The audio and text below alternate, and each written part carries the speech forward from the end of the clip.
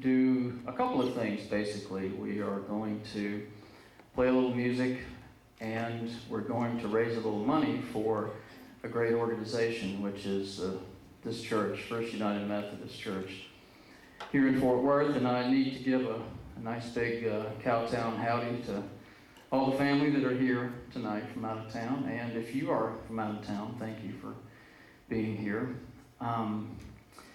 The other reason is to finally say that this strange-looking thing is now finished after 9 years.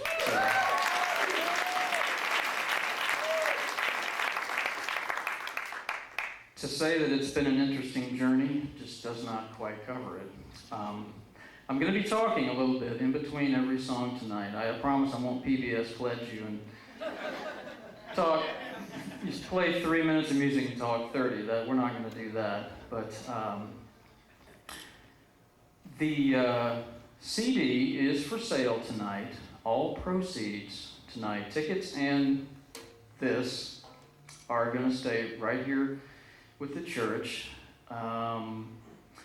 This is my way of just saying a little tiny thank you for a great organization that has been a harbor and a sanctuary for me for many, many years, and I have made so many lifelong friends and experiences here, both musically and relationship-wise.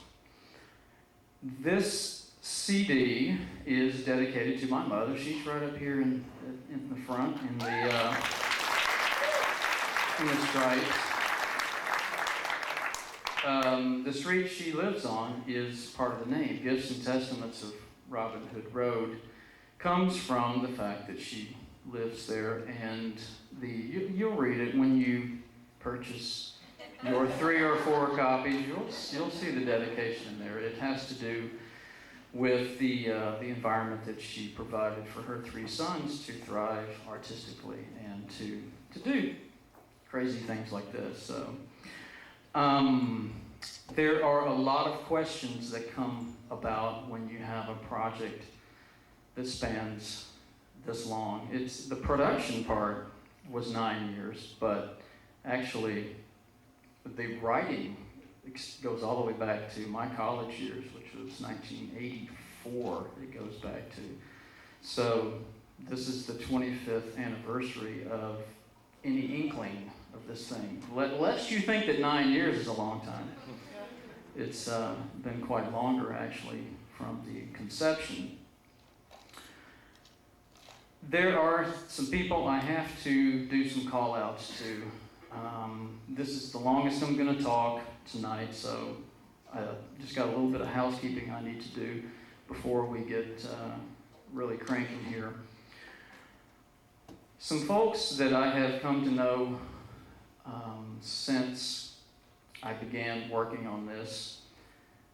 Well, before I say that, let me clear up something. There seems to be the idea that there are 2 CDs, and this CD release is actually a second CD. That's not the case. There is this ugly, artless thing that I handed out because I was not about to take money for this from anybody. This floated around from 2003 to, I would say, late last year. There is only 1 CD. This was a version, and I wasn't happy with it. And the artwork phase lasted 4 years. Okay, I'll talk more about artwork later, but that is how the perception of 2 versions came about. There is 2 versions, but they're actually the same CD with respect to the bulk of what's on the CD. So, some folks I need to mention, speaking of 2003, my friend Stuart Turnage did something that no one had ever done, and I didn't even dream anybody would do it. He had this, and he said, "Hey, John, I did your opening piece. Can I play it down here at the contemporary service that happens right here in this venue, in between the band warming up and the show starting?" And this is how long ago this was. There's no contemporary service anymore in this venue on Sunday evenings. But he played it, and then that that led to Tom McDermott. Where's Tom McDermott? Oh, here. Tom McDermott picked that up and said, I want to know what this is. What is this?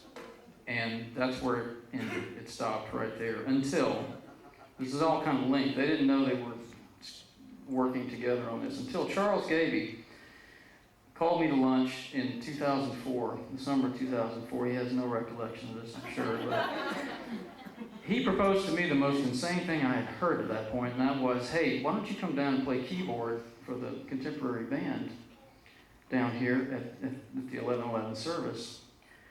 And my immediate thought was, I could stand out here on 5th Street and wait for the first person to walk by, and they would be a better keyboard player than I was. But skeptical as I was, I came down, played with the band a little bit. I was just filling in for Charles. He was trying to transition his duties in that band. And so I stuck around, and lo and behold, I became the drummer of the band eventually, which is just really weird because that brings me full circle in my whole musical journey, because I started on snare drum in 8th grade.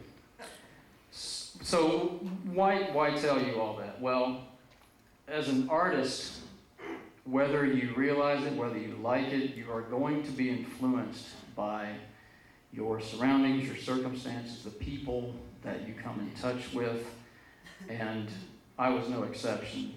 I got introduced to a whole genre that I had written off a long time ago, the folk genre. Charles Gaby is singularly responsible for showing me that folk music could be so incredibly profound, and I thank him for that.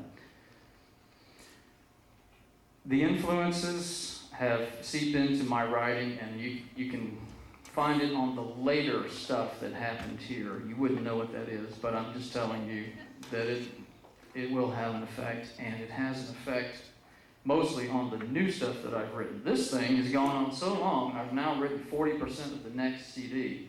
And that's what you do when you kind of have a project that lingers for quite a while. So,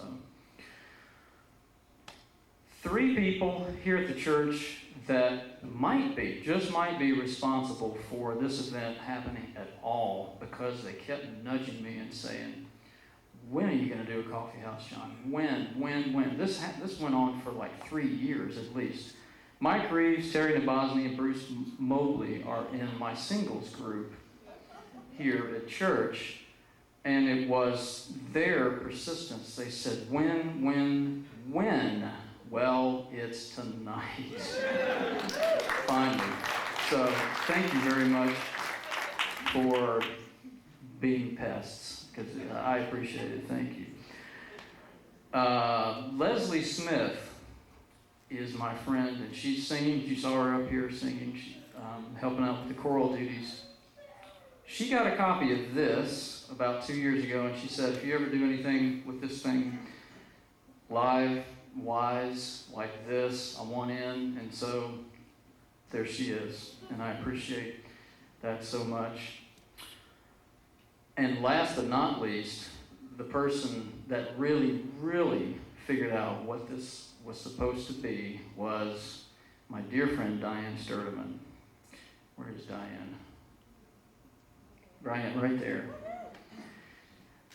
Diane and I, at the contemporary service here, I met her here. We go to the service here. Well, I play in the service. She goes to the service pretty consistently. We would meet out in that hall, I guess, for 2 years. It had to be. And about every couple of months, we would say, okay, what's this thing going to be? And I would say, it ain't going to be a coffee house. I don't belong on that coffee house schedule. It's not coffee house music. I don't want to get in the way of that whole scheduling thing. It just didn't seem fair to me. So, and that went on and on and on. I said, well, I think I'll just book the hall like I'm getting married or something. And, do it privately. And then there was one Sunday where we were talking and going back and forth, and I was saying, well, the CD is not going to be ready till maybe early 09, maybe late 09. I don't know at this point. And I said, maybe I'll just do a little concert of what I've got now, and who cares if the CD's ready or not. And then she said, these words, and then it was done. CD release concert, and then that was it. It was taken care of from that point. And then the journey of getting here started. Let's take inventory of what you heard so far. The opening, the very, very first thing that you heard is actually on the CD. It was some choral stuff followed by my niece Tori and her daddy talking in the end. Tori was, this is how long ago this was, she was about 2 then. That is at the very end of the CD.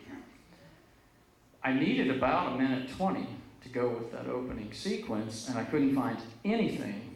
And then I remembered one of my influences. Here's where the influences come in. I remembered we covered David Wilcox a lot in this service. And David Wilcox has a song, a really profound song. Tom sings it masterfully, that talks about, let's start at the end and come back forward. And what he's getting at is, the broken relationships. Why don't we start with the breakup, and then let's come back this way and get back to that really great place we were. And I thought, well, I'm going to just take the end of the CD and put it right up front, and then there you have it. So the overture that you heard was created because of this event. When I figured out what we were supposed to be doing, and I started to envision, and this was in January of 2008 that I started thinking about this, and I started thinking, okay, January, the end of 2008, can I possibly get something in place for the fall of 2008? And then when I realized that I didn't like the way the concert would be starting, I kept going back to my old concert days where I would go to all the great bands, Styx, Candace, ELO, Genesis, Yes, and they had this grand piece of classical music that they would play in front of those concerts, and it just set the tone so beautifully. And I thought, I'll just do that, just rock the place out with this big, huge Stravinsky thing or whatever, and then I realized, wait a minute, I went to music school. I know what the overture form is. It's one of the easiest forms to write. I'll just write my own. And so what you hear opening the concert actually opens this thing now. So I owe the planning of this event to actually changing what was at the front end of this CD. So the next thing we played was called The Calling, but here's the catch. The one that we played tonight ain't on here. There's a reason for that. It couldn't possibly be. The lyrics for what I wrote are plastered in here times 2,185 copies. And the music wasn't finished yet. So the artwork had to be done before the CD was even finished. So 3 years ago, Tom McDermott got a lot of interest in that piece, and we wanted to do it at the 11/11 service here. And we both agreed that a 9/11 tribute wasn't really that appropriate for Epiphany Sunday. So he went off and in the space of like a day wrote the lyrics that you heard, and I was so blown away. I went ahead and had a whole new version done of that version of that piece. And if you would like a copy of that, there is a sign-up sheet back where you can get your CD back by Mary Ann in the corner over there. If you'd like a copy of that, you can get it. And I just wanted to make sure before you get home and open this up, and you're like, well, I don't remember those lyrics. You can sign up for it. I'll transact it privately, but the money will still come right here to the church. So don't worry about that. So, the antique harmoniums, what in the world could that be about? How about we do fun with band names real quick? I found a file on my computer. I guess it was earlier this year. I'd even forgotten it even existed, and it had jotted down in a notepad file all of the attempts at a band name. I didn't want to fly by my own name. when creating this thing. So apparently this is a list of names that I came up with dating back 8 years or so. And Randy, just go ahead and press enter. Let's see what these are. Man was supposed to be like fourth man with the the extra N still tacked on. I never really liked that anyway. And there was a band that already existed called Man. Mother Night I kind of liked. That's from a Kurt Vonnegut novel, but it's kind of dark. That novel really doesn't suit what I'm about as far as an artist. And there's a band that's named that anyway. Lone Star Johnny and the Make Believe Texans I loved. There's a problem with that though. Believe it or not, there is a Johnny Lone Star, a real artist in Texas called Johnny Lone Star with the same spelling. Go figure that. So, and in the end, that I write too seriously to have anything like that attached to the project. So I think Stuart Turnage, wherever he is, helped me with that one anyway. Lingo 3 is gibberish. I have no idea what that is. I have no recollection what that is. It was in the file, so I just thought I'd throw it up there. And then the last one, Timbrel Mason, I liked for about 5 minutes until I realized that sounds just like the latest Nashville pop princess. And that wasn't gonna fly. No way. So 5 attempts, and then finally I came up with this, and I've had a couple of sit-in band members who didn't know what was going on say, man, what? That's Spinal Tap, what are you talking about? Yeah, that's about it, but it just suits what I'm about as an artist, and if you read on the back of your program, it will explain the last word in that name. The other, it has to do with my love of history, the fact that the family has always had a lot of antiques. In any house you go to in my family, there's a lot of antiques, except my own, of course. I'm not that crazy about them unless I inherit them, perhaps. But let's see. Okay, the thing we couldn't rehearse at dress rehearsal, or I would have had the band here till 5 a.m. is, I forgot. Final band name, that was the reaction to whenever I told somebody the Antique Harmoniums is what, so I'm surprised it's not a band name that now, so. The thing we couldn't rehearse at dress rehearsal, or we would have still been here, is the logistics of getting y'all back up here, so come on back up. We're gonna take you now way down to the other end of the spectrum, from sacred inspirational to the parade of broken relationships.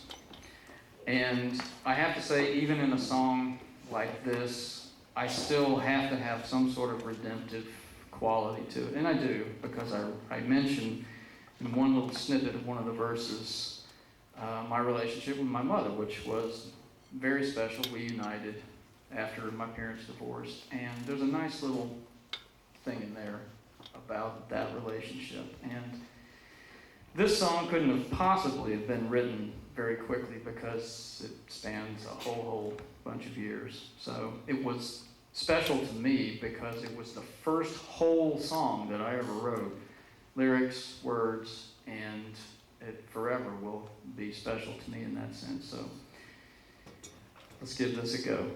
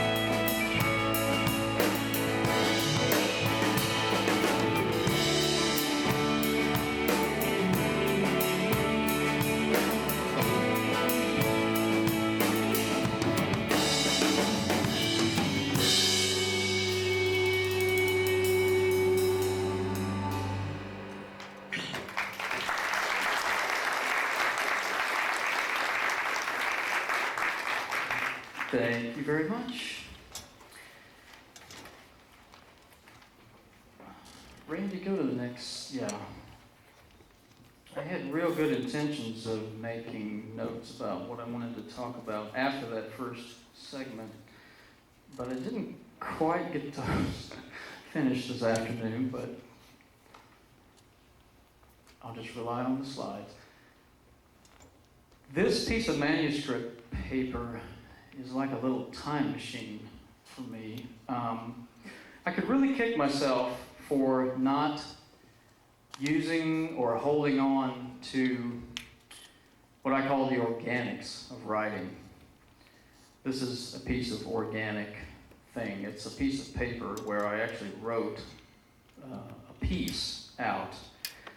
And when you're using things like manuscript paper and you're in the process of writing, you're not thinking about, well, this is going to be special to me someday. You're just thinking, well, this is some dumb idea that I have musically, and I'll scribble it down and maybe I'll remember it someday. But if you do like I did, I mean, the problem with me is I'm a computer programmer analyst, and so it's just real easy to go fire up the PC and just throw it in there, and that's about the most unorganic thing you can do as far as writing. When I pick up this piece of paper, it's actually a very cherished piece of paper because I can remember where I was. It's like a little time machine. I know I touched it. And this is especially special in the fact that when I wrote this piece, it was one of the few things that was actually written where it wasn't all Frankenstein together. I do a lot of that where I find little different ideas, take a chunk here, and figure out how to quilt them together. Quilting, I guess, is a better, friendlier term for it. This piece was just written very linearly with very few erasures. You can see some of the erasures down there at the bottom, but by and large, I'm proud of it because it was actually a one single solid thought process that came out, and that's just not the way it usually comes out of me. So this has a date on it. You probably can't read it, but by 1985, I was into the third year of the grieving process following the death of my maternal grandfather. And as you know, the grieving process is a layered, complex process.